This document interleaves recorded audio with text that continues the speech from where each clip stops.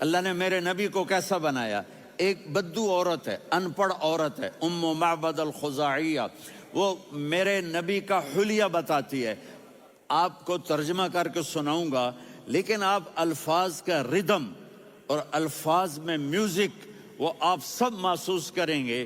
وہ بدو عورت کہتی ہے رأیت رجلا ظاہر الوضاء ابلج الوجه حاسن الخلق لم تعبه ثجلة ولم تزر به سعلة وصيم قصيم في عينيه دعج في أشفاره وطف في صوته سحل في لحيته كثافة في عنقه سطع وصيم قصيم أكحل أحور أزج أقرن إن تكلم علاه البهاء وإن سكت فعلاه الوقار وكأن منطقه خرزات نظم ينحدرن.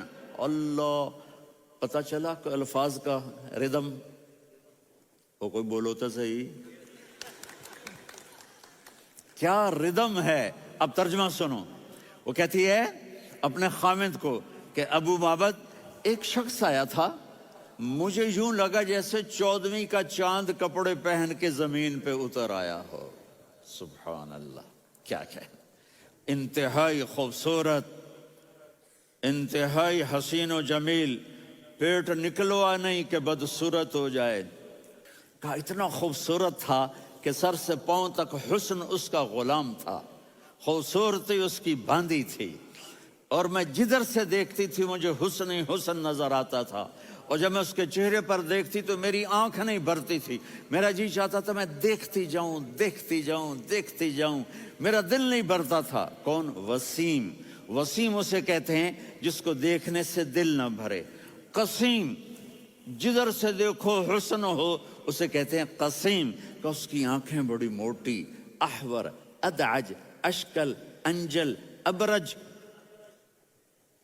اہدب، یہ سب میرے نبی کی آنکھوں کی تعریف ہے. ان 5-6 الفاظ کا ایک مطلب ہے کہ اللہ نے کائنات میں ایسی حسین آنکھ کسی کی بنائی نہیں تھی. حسن و جمال آنکھوں میں، اور پلکیں بڑی لمبی. یہ عورتیں یہاں نکلی لگا لیتی ہیں نا لمبا لمبا کرنے کے لیے، تو میرے نبی کے قدرتی یہ بال لمبے تھے حسن کو بڑھانے کے لیے. داڑھی بڑی خوبصورت تھی. زبان میں، آواز میں جادو تھا، آواز میں کشش تھی، آواز میں ایک ایسا دل کھنچتا تھا. گردن لمبی تھی، سر سے پاؤں تک حسن و جمال تھا. جب وہ بولتے تھے نور چھا جاتا تھا، جب وہ خاموش ہوتے تھے وقار چھا جاتا تھا. اور سوا البطن و صدر، سینہ اور پیٹ برابر. سبت القصب، سیدھا قد تھا، سیدھا قد، بالکل سیدھا قد. عریض المنکبین، چھاتی چوڑی تھی. طویل الزندین، بازو لمبے تھے. رحب الراحہ، یہ ہتھیلی بڑی چوڑی تھی. چوڑی ہتھیلی سخاوت کی نشانی ہوتی ہے. رحب مسیح القدمین، پاؤں اتنے نرم تھے لگتا تھا اس پر تیل لگا ہوا ہے اور پانی اس سے یوں نیچے چلا جاتا تھا. اور یمشی تکفین، کندھے جھکا کے چلتے تھے. اللہ اکبر. یہاں 4 آدمی سلام کریں تو آدمی یوں ہو جاتا ہے، اور میرے نبی کو فرشتے سلام کر رہے ہیں اور آپ یوں چلتے تھے، ایسے ایسے چلتے تھے، تھوڑے سے کندھے جھکا کے چلتے تھے. ایسے آپ کبھی نہیں چلے. جو دیکھنے میں ایسا حسین ہو اس سے پیار کیوں نہ کیا جائے. خاندان اونچا ہو تو آدمی اس کی قدر اور عظمت کرتا ہے. میرے نبی کا خاندان کیا ہے؟ میرے نبی نے فرمایا اللہ نے آدم کی ساری اولاد سے عرب کو چنا، عرب کی ساری اولاد سے مضر کو چنا، مضر کی ساری اولاد سے قریش کو چنا، قریش کی ساری اولاد سے ہاشم کو چنا، اور ہاشم کی ساری اولاد سے اللہ نے مجھے چنا. میں سب سے اعلیٰ خاندان کا ہوں، عالی نسب ہوں. میرے اللہ نے میرے 10 نام رکھے ہیں.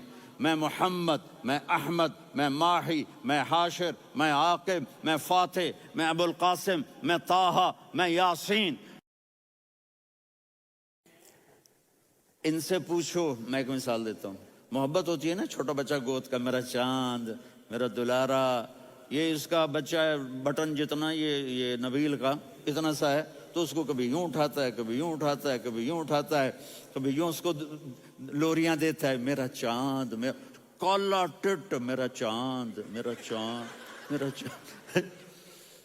تو میرے رب کو اپنے حبیب سے محبت ہے تو صرف محمد نہیں کہتا، چونکہ محمد کہنے سے محبت کا فلو نکلتا نہیں، تو اللہ نے اپنی محبت کے فلو کو نکالا. میرا محمد، میرا احمد، میرا ماہی، میرا حاشر، میرا عاقب، میرا فاتح، میرا قاسم، میرا ابو القاسم، میرا طٰہٰ، میرا یاسین. یہ اللہ نے اپنے حبیب کے نام. اور پھر قرآن میں جاؤ، شاہد، مبشر، نذیر، داعی الی اللہ، سراج منیر، رؤوف، رحیم، عزیز، حریص، مزمل، مدثر. یہ اللہ نے پورے قرآن میں سارے نبیوں کا نام لیا. یا عیسیٰ، یا موسیٰ، یا یحییٰ، یا ابراہیم، یا نوح، نام لے کر پکارا. لیکن اپنے حبیب کو ایک دفعہ بھی یا محمد نہیں کہا بلکہ لقب سے پکارا. یا ایھا النبی، یا ایھا الرسول، یا ایھا المزمل، یا ایھا المدثر. میرے رب نے اپنے حبیب کو ساری نسلوں میں سب سے عالی نسل بنایا. اگر اپنے نبی سے پیار نہ کریں تو کس سے پیار کریں؟